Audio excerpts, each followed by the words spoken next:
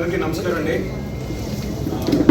ప్రపంచం సంక్షోభ పరిస్థితులు ఉన్నటువంటి వేళలో భారత ప్రధాని శ్రీ నరేంద్ర మోదీ భారత ఆర్థిక వ్యవస్థను బలోపేతం చేయడం కోసం అని చెప్పి కొన్ని సూచనలు చేయడం జరిగింది ఈ దేశ పౌరులందరికీ కూడా.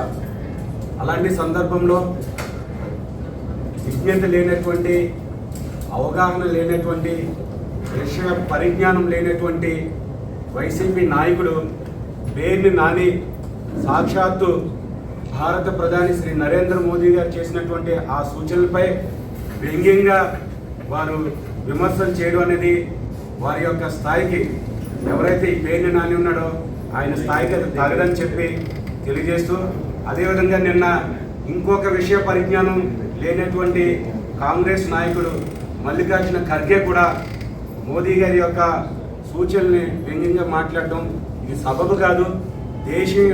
దేశ ప్రయోజనాల కోసం తీసుకున్నటువంటి కొన్ని ఆలోచనల్ని ఈ దేశం యొక్క ప్రజలకు, పౌరులందరికీ కూడా అర్థమయ్యేటట్లు తెలియజేసే ఒక ప్రక్రియలో భాగంగా నరేంద్ర మోదీ గారు చేసినటువంటి ఆ సూచనల్ని ఈ యొక్క వైసీపీ నాయకులు కానీ, కాంగ్రెస్ నాయకులు కానీ వీరిద్దరూ కూడా వ్యంగ్యంగా మాట్లాడడం ఇది సబబు కాదని చెప్పి భారతీయ జనతా పార్టీ ముక్త కంఠంతో వారి యొక్క వ్యాఖ్యలను ఖండిస్తూ ఉంది.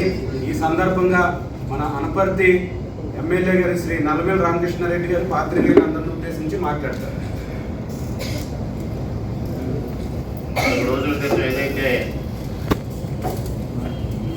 గౌరవ భారత ప్రధాని నరేంద్ర మోడీ గారు తెలంగాణకు రావడం, హైదరాబాద్ బహిరంగ సభలో వారి దేశ ప్రజలను ఉద్దేశించి ఏదైతే వార్ ఎకానమీ స్ట్రాటజీ పశ్చిమాసియాలో ఏదైతే యుద్ధ వాతావరణం నెలకొని ఉందో అటువంటి పరిస్థితుల్లో భారతదేశం ఎకనామిక్గా ఏ విధమైన వ్యూహంతో ముందుకు వెళ్ళాలనే ఒక ఆలోచనతో ప్రజలకు కొన్ని సూచనలు చేయడం జరిగింది.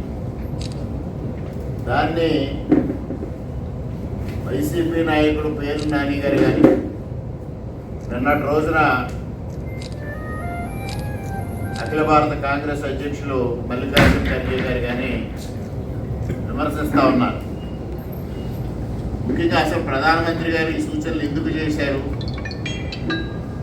బంగారం కొనొద్దు అనేది ప్రధానంగా వారు సూచించారు. అదేవిధంగా విదేశీ ప్రయాణాలు తగ్గించమని సూచించారు, చమురును ఆదా చేయమని సూచించారు. ఈ విధమైన సూచనలు వారు ఎందుకు చేశారు? వంట నూనెలు తగ్గించమన్నారు, పొదుపు పాటించమన్నారు. ఇవన్నీ వారు ఎందుకు చేశారు అంటే, ఎప్పుడైనా సరే యుద్ధ వాతావరణం నెలకొన్న నేపథ్యంలో దేశం యొక్క ఆర్థిక పరిస్థితిని కాపాడాలి, ఫారిన్ ఎక్స్చేంజ్ రిజర్వ్స్ని కాపాడుకోవాలి, తద్వారా దేశంలో ద్రవ్యోల్బణం పెరగకుండా నివారించాలి, దేశ ఆర్థిక వ్యవస్థను పరిరక్షించుకోవాలి. ఇటువంటివి ప్రధానమంత్రి స్థాయిలో ఉన్న వ్యక్తికి ఉండే ఆలోచనలు.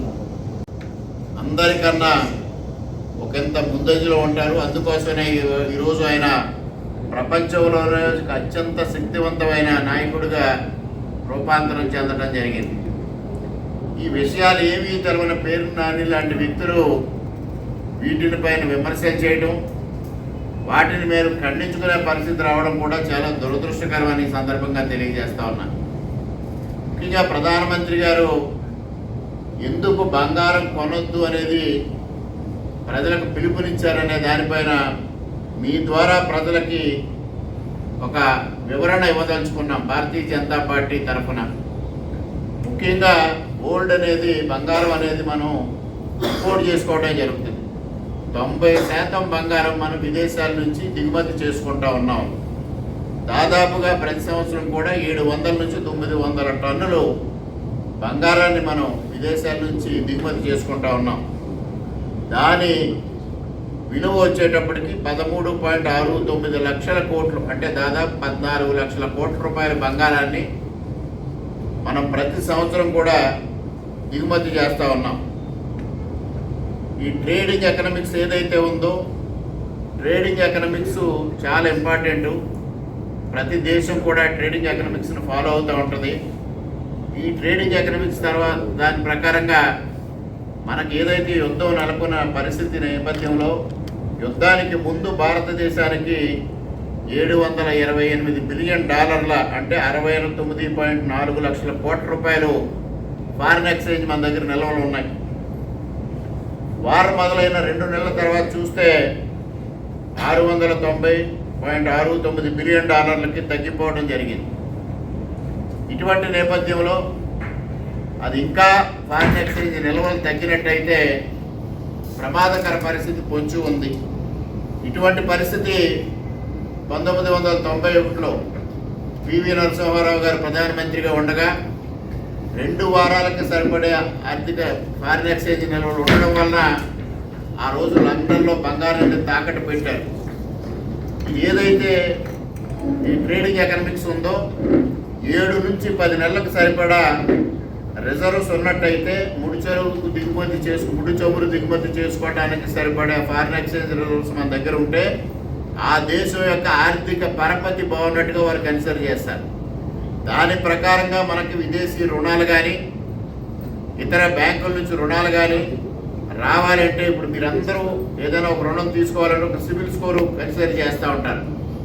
ఆ విధంగా ఇవాళ ఫారిన్ ఎక్స్చేంజ్ రిజర్వ్స్ని భారతదేశానికి కానీ ఇతర దేశాలకు కానీ ఏ దేశానికైనా లోన్ తీసుకోవాలంటే దానికి సరిపడా ఫారిన్ ఎక్స్చేంజ్ రిజర్వ్స్ ఉన్నాయా లేదా అనేది చూస్తారు. ఇప్పుడున్న ప్రస్తుత పరిస్థితుల్లో మన దగ్గర 9 నుంచి 10 నెలలకు సరిపడా ఫారిన్ ఎక్స్చేంజ్ రిజర్వ్స్ ఉన్నాయి. అది తగ్గిపోకూడదు అనేది ప్రధానమంత్రి గారి యొక్క ఆలోచన.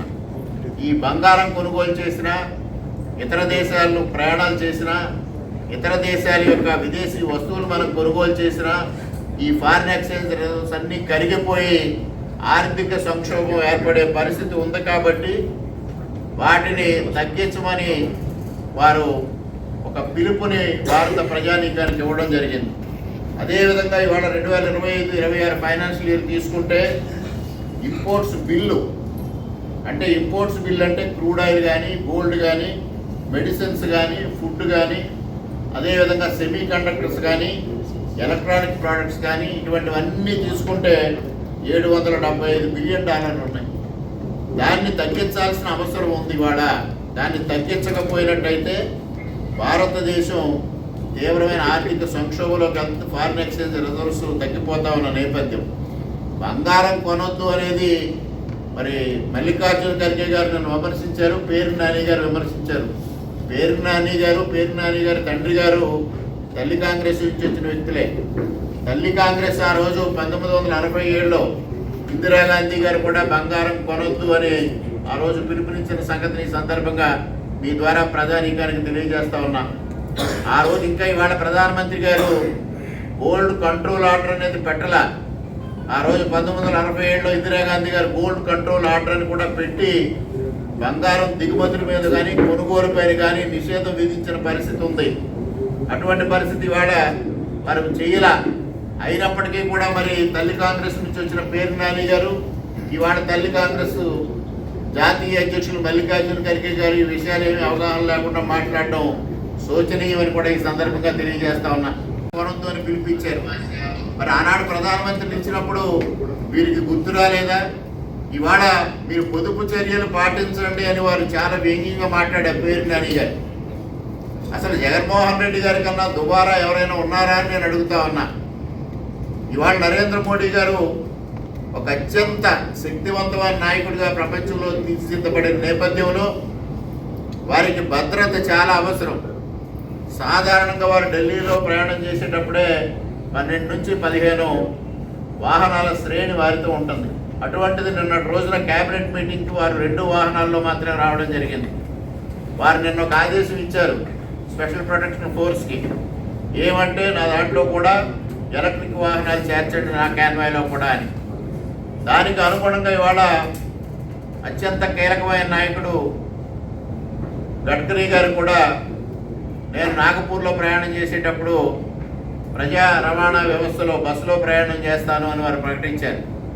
ఇక్కడ ముఖ్యమంత్రి గారు 50% క్యాన్వాయ్ తగ్గించమని, ఉప ముఖ్యమంత్రి గారు కూడా 50% క్యాన్వాయ్ తగ్గించమని ఆదేశాలు జారీ చేశారు. ఇవాళ ఈ పొదుపు పాటించడం, చమురు దిగుమతులు ఆపాలి, ఫారిన్ ఎక్స్చేంజర్స్ కాపాడాలి అని ప్రధానమంత్రి గారు పిలిపిస్తే పేరు నాని గారు మీరు రైళ్లలో ప్రయాణం చేయండి, బస్సుల్లో ప్రయాణం చేయండి అన్నారు.